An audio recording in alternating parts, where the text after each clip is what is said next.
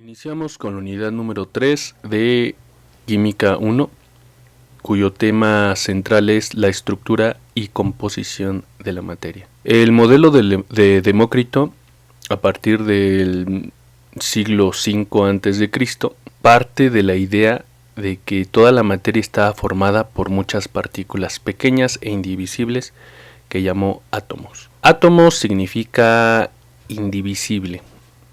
Y desde aquí pues surge esta idea o esta cronología de cómo se fue mejorando el modelo atómico dependiendo de las aportaciones que iba haciendo pues cada científico. El segundo modelo, de manera cronológica, que fue en 1808, fue de John Dalton, que marcó prácticamente el principio de toda la era de la química moderna.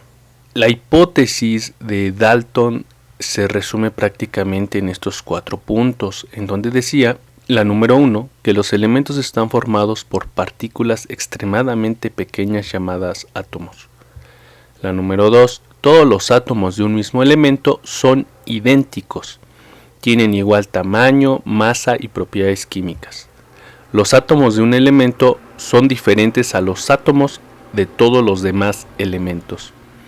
La número 3, los compuestos están formados por átomos de más de un elemento. En cualquier compuesto, la relación del número de átomos entre dos de los elementos presentes siempre es un número entero o una fracción sencilla. La número 4, una reacción química implica solo la separación, combinación o reordenamiento de los átomos. Nunca supone la creación o destrucción de los mismos. Estas hipótesis o estos postulados marcaron una mejor idea de la naturaleza de la materia. Aquí podemos ver con tecnología actual lo que es un átomo, que prácticamente en química la definimos como la unidad básica de un elemento que puede intervenir en una combinación química. Esta unidad básica desde hace varios años pues ha sido difícil retratarla, pero con tecnología actual podemos darnos cuenta. En la imagen de abajo de la derecha, con una flechita se indica hay un puntito que es un átomo, ¿no? Si nosotros sacamos la foto, son las imágenes de arriba, de la parte de derecha, y si nos damos cuenta, los que iniciaron con estas ideas o con estas hipótesis pues no estaban muy alejadas de la realidad. El modelo número 3 fue de J.J. Thomson, que utilizó un tubo de rayos catódicos y su conocimiento de la teoría electromagnética. En este tubo de rayos catódicos se veía una especie de rayo, ¿no?, que pasaba de lado a lado del tubo, y él se dio cuenta de que esas partículas estaban compuestas de una carga negativa, debido a que cuando acercaba una carga positiva, pues el rayo se desviaba, y pues a estos los llamó electrones, ¿no?, pudiendo calcular después por Millikan la carga del electrón y después la masa. Una de las referencias es del budín de pasas, o es un pie de pasas, ¿no?, donde el pie es una carga positiva y las pasas son cargas negativas. Ese es un salto al conocimiento debido a que el modelo fue aceptado por muchos. Después el número 4, modelo de Rutherford, en donde él encuentra con un experimento sencillo que más que electrones también contenía partículas de carga positiva. Partículas de carga positiva pues se encontraban en el núcleo.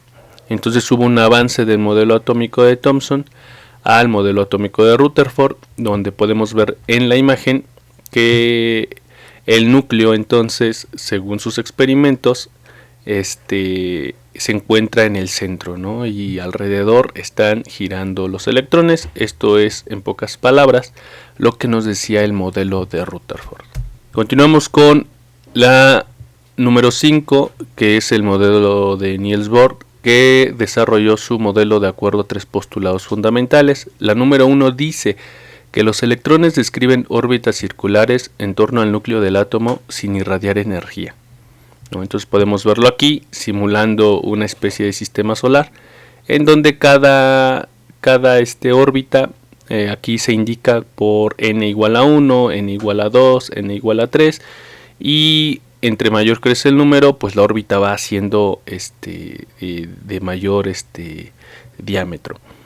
La número 2 dice que las únicas órbitas permitidas para un electrón son aquellas para las cuales el momento angular del electrón sea un determinado múltiplo entero, que son estas que les comento, n igual a 1, n igual a 2, n igual a 3.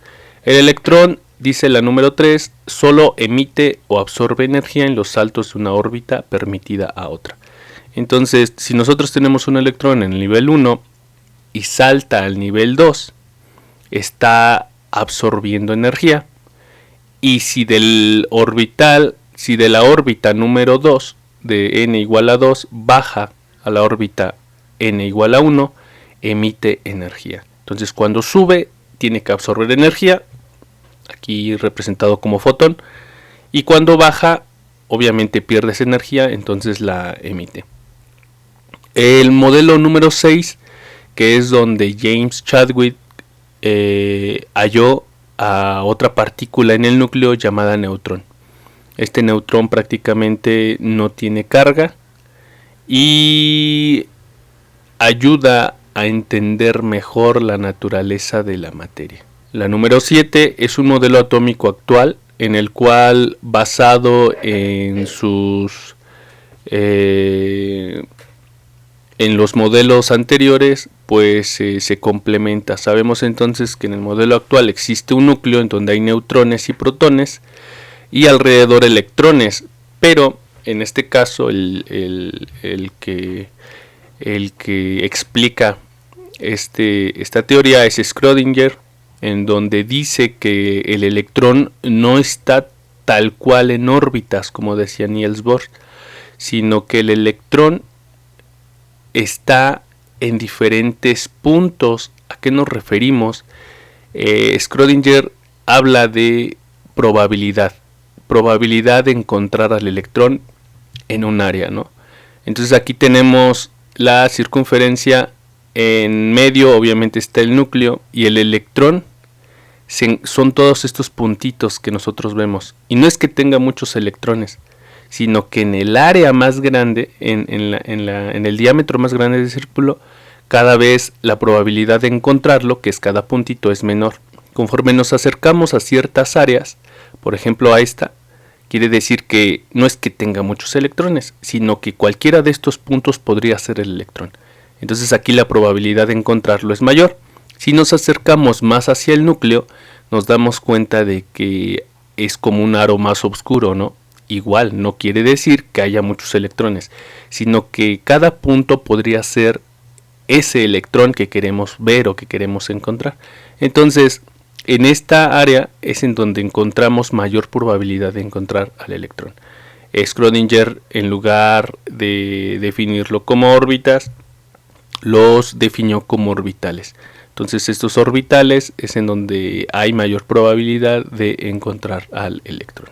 Entonces, basado en la electronegatividad y a los modelos anteriores, podemos definir mejor cómo es que la materia se comporta. Aquí tenemos dos átomos en este dibujito, en donde cada átomo está jalando a un par de electrones.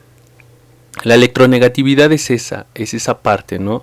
Es la fuerza con la que un átomo jala los electrones de otro. Entonces, ¿quién tiene más fuerza? Lo podemos definir o lo podemos conocer con la electronegatividad o el valor de electronegatividad de Pauling. Dice aquí que el hidrógeno tiene un valor de electronegatividad de 2.2. Y si vemos, el litio tiene un valor de electronegatividad de 1 y así vamos bajando, ¿no? Entonces, de arriba hacia abajo, la electronegatividad baja. Y de izquierda a derecha podemos ver aquí, tomar de referencia al potasio 0.8. entonces de izquierda a derecha, si nos damos cuenta aquí el bromo tiene 3, de izquierda a derecha la electronegatividad aumenta. Entonces aquí también vemos las flechitas, de abajo hacia arriba aumenta y de izquierda a derecha aumenta, ¿no? Y viceversa, o sea, de arriba hacia abajo disminuye y de derecha a izquierda disminuye. Lo que nos da es una forma de conocer a los compuestos. Y si nosotros vemos cuando interactúan átomos, y que la diferencia de sus electronegatividades cae en cierto rango, podemos entonces clasificarlas de esta forma. Si la diferencia de electronegatividades de los átomos es menor o igual a 0.4, quiere decir que tiene un tipo de enlace covalente no polar, que es un compuesto como aceitoso, ¿no? La gasolina, por ejemplo, es un covalente no polar y podemos caracterizarla de esa forma, siempre y cuando su diferencia de electronegatividad sea menor a 0.4 o igual. De 0.5 a 1.7 quiere decir que tenemos un tipo de enlace covalente polar, son todos aquellos que se parecen al agua. Entonces con esto podemos ya identificar varias sustancias y clasificarlas. Y cuando tenemos una diferencia de electronegatividad mayor a 1.7 quiere decir que es iónico, algo similar a la sal. Entonces es un mejor panorama que tenemos al hacer estas diferencias de electronegatividades de los átomos que constituyen una sustancia para poderlas clasificar. Y así más o menos imaginamos qué tipo de compuesto sería. Si es covalente no polar sería aceitoso, si es covalente polar sería algo parecido al agua, y si es iónico sería algo parecido a la sal de mesa.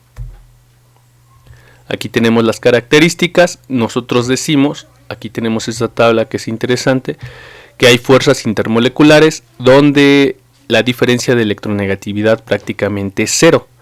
Entonces en estas fuerzas intermoleculares están el oxígeno, el yodo, el agua, el amoníaco, el propano.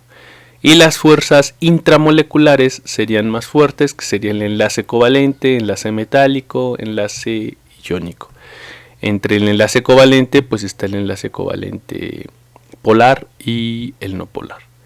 Espero puedan revisar esta tabla y si nosotros comprendemos la unidad número 3, quiere decir que podemos responder este tipo de preguntas, que es la número 1. Describir el modelo de Demócrito. Describir la número 2, el modelo de John Dalton. La número 3, ¿qué es un átomo? La número 4, ¿cómo es el modelo de J.J. Thomson? La número 5, ¿a qué se refiere este modelo de Rutherford? La número 6, ¿cómo describiríamos el modelo de Niels Bohr? La número 7, ¿qué partícula subatómica descubrió Chadwick? La número 8, ¿cómo describiríamos el modelo de Schrödinger? Y la número 9, ¿cómo se forma un enlace covalente no polar? Usando diferencias de electronegatividades.